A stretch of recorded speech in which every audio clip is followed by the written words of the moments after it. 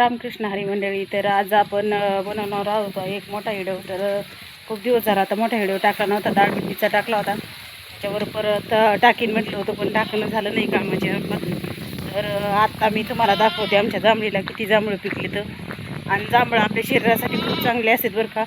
तर ज्या माणसाला शुगर आहे, साखर ह्याचा त्रास आहे, त्या माणसांनी जांभळं नक्की खायला पाहिजे. तर आपल्या घरी जरी नसले तरी विकत आणून त्यांनी खायला पाहिजे. आमच्या घरी झाडे आणि ह्या झाडाला तरी भरपूर जांभळं लागलेले. तर आमच्या घरी असल्यामुळं आम्ही तर खातोच आणि कोणी पण येतं आणि येऊन जातात, खातात. आम्ही कोणालाच नाही म्हणत नाही. तर भरपूर असे जांभळं पिकले. तर पहा,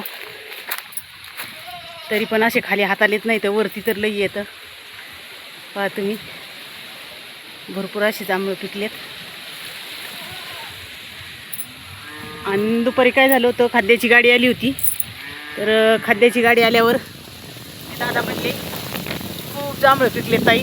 मी म्हटलं गाडी तिथं थांबवा आणि हे पहा आपल्या हातालाची तिथं अशी भरपूर काळी का अशी मस्त पिकले. तर खूप छान लागते. तर आमची मुलं आत्ता शाळेतून आल्यावर झाडावर चढले होते, पण वारं सुटल्यावर मीच म्हटलं आता खाली उतरा.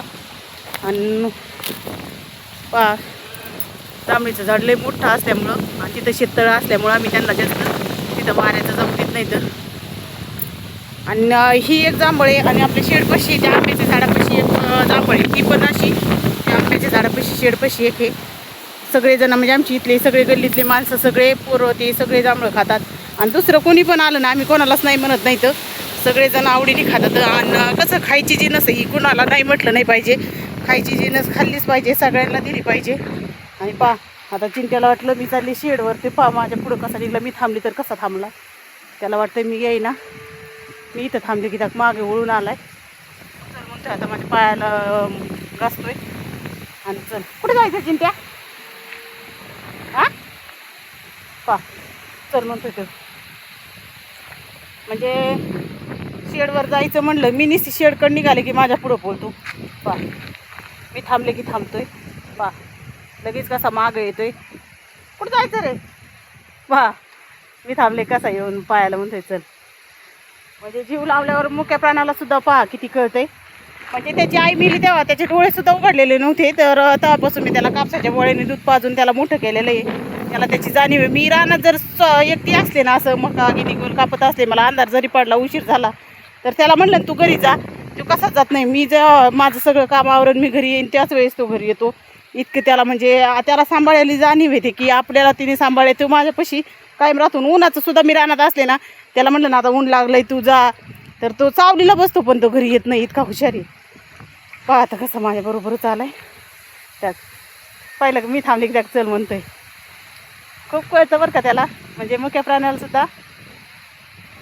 तरी पण बंट्याला पुन्हा आलो तर मी, बंट्या आता घरीच होता, तो खेळत होता त्या बाजूच्या कुत्र्याबरोबर.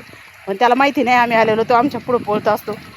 आणि तिकडले पण जांभळे आहेत ना, खूप पिकले. तर आणि पक्ष्याचं आत्ताच आवरून गेलो होतो. आणि पक्षी आता खाऊन वगैरे बसलेला आहे. स्प्रे पण मारला आहे आता सर्दीमुळे, त्यांना सर्दी होऊ नये म्हणून. आत्ताच पक्ष्याचं आवरून गेलोत. गायांचं पण आवरून झालं. पा पक्षी आता आपला 5-6 दिवसात जाईन बरं का. तर आपला पक्षी जायला चालायला आलो 5-6 दिवसामध्ये जाईनच तो. आता पा कसा लोंबकळतोय, पा लगेच कडेवर घे. त्याला पक्षी दाखवायला लागते तिथं आल्यावर. आता आला ना आमच्याबरोबर, तो येत पण नाही बरं का. हे पा कसा लोळायला लागलाय, लगेच कडेवर घे, नाही तर लगेच खाली अंग टाकून लोळतोय. असं त्याचा लाड आहे जास्त. आणि आत येत नाही, काही नाही, म्हणजे त्याला सगळं समजतं. आणि आता जांभळीचे झाडं म्हणजे खायला कुणी आलं ना, तर झाडाखालीच बसून राहतो बंट्यान. ते बंट्या तर लगेच हो करतो, तर मुलं पळून जातात. आणि आता सुट्ट्या नसल्यामुळं, मग सुट्ट्या असल्यावर तर त्या जांभळीला आता एक पण जांभळ दिसलं नसतं. पण शाळा सुरू झाल्यामुळं आता रविवारच्या दिवशी तर इतके मुलं त्याला येड्यावून करतात. पण खायची जी नसते ती खाल्लीच पाहिजे. आणि आम्ही तर त्या दिवशी मका पेरली होती आणि पाऊस तर काय आला नाही. आणि आपला इथं पहिला भुईमुग होता, तर ते पाण्यामुळं ते भुईमुग गेला होता. पण पहा त्या मकापेक्षा ते भुईमुगाचंच बी जास्त उगवले. पहा कसा भुईमुग आलाय. आता हा भुईमुग काढावा का ठेवा हे मला कमेंटमध्ये नक्की सांगा. हे पहा आता कसा पाठीवर लोंबकळाय, पहा कडेवर, पायाचा लाड. तुमचे पण वांजरं असेच करतात का? पहा मी त्याला कडेवर घेतलं नाही तिथं शेडपाशी म्हणून तो स्वतः येऊन कसा मागून लोंबकळलाय पाहिलं ना. असा लाड आहे त्याचा, जास्त लाड झालाय त्याचा. कसा करतोय चिंट्या पाहिलं ना तुम्ही. हे काय आपलं नुसतं ते शहरच्या देखाव्याच्या मांजरासारखी नाही, तर त्याला सगळं कळतं. मी जिकडं जाईन तिकडं, मी त्याला चल तरी म्हणलंय का, मी जिकडं जाईन त्या तिकडं माझ्या मागं फिरतोय. कडेवर बसला, आता म्हणलं कडेवर बसला की कसा लगेच रागे खाली जाऊन बसला. चल नको, चल ना. लगेच चल म्हणलं की कसा आलाय. आता घे म्हणतोय कडेवर. कडेवर नको बाबा चावून, तर नको म्हणलं तर त्याक लगेच. त्याला इतकं कळतंय ना, खूप हुशार आहे. आणि आता हे मला हे मका आता हे भुईमुग ठेवावं का कसा, हे मला काय कळलं ना. पण तुम्ही कमेंटमध्ये सांगा जर येतो का कसा, ह्या पावसाच्या दिवसात तो भुईमुग उगवलेला येईल का कसा, मला ते सांगा. मग मी तसं करेन. कमेंटमध्ये सांगा मला. आणि पागिनी गोल जळालेलं, थोडा पाऊस झाला होता त्याने हिरवं झालं आहे. आणि तिकडं मका पेरली होती. पाऊस तर काही नाही, पावसाची खूप वाट पाहतोय. शेतकऱ्याला पाऊस आला तर म्हणजे त्याचं चांगलं असतं, पण ते पाऊस काही येत नाही आहे. आणि आता वातावरण खूप छान आहे. संग्राम आला घरून आता जांभळं खाऊन. त्याला म्हटलं कपड्याला डाग पडतील, तर त्यांनी कपडे काढून हे पाण्याने परत किती पाण्याने ओल्ले केले, तर पाणी खेळत होता. मुलं पण खूप आम्हाला कामं करू लागतात बरं का शेडमधली. त्या चिंट्या कसं लगेच दादाच्या कडेवर जाऊन बसते. इतका लाड ना माझी मुलं पण त्यांना ना इतका जीव लावते. तर ते मला कधी कधी म्हणते तू आमची आई कमी, त्या बंड्याची चिंट्याचीच आई जास्त झाली. कारण पण जीव लावला ना तर सगळ्यांना जीव, म्हणजे मी एक आईचे, मला माझ्या मुलाला जसं मी जीव लावते तसं त्यांना पण जीव लावते. तसं जीव लावलाच पाहिजे. त्यांना मुख्य प्राण्याला काय बोलता येतं का, आपण जीव लावला तरीच ते आपल्याला समजून घेतात.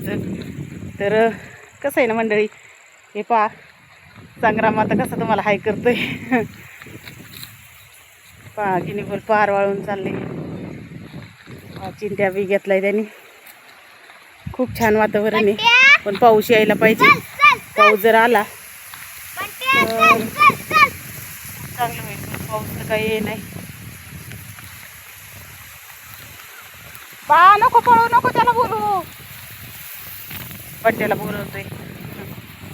कसं आहे मंडळी, मग तुम्ही जर चॅनलवर नवीन असाल तर पटकन सबस्क्राईब करून घ्या आणि आपल्याला असा सपोर्ट करत राहा, जेणेकरून आपण अजून चांगले चांगले व्हिडिओ तुमच्यापर्यंत पोहोचू.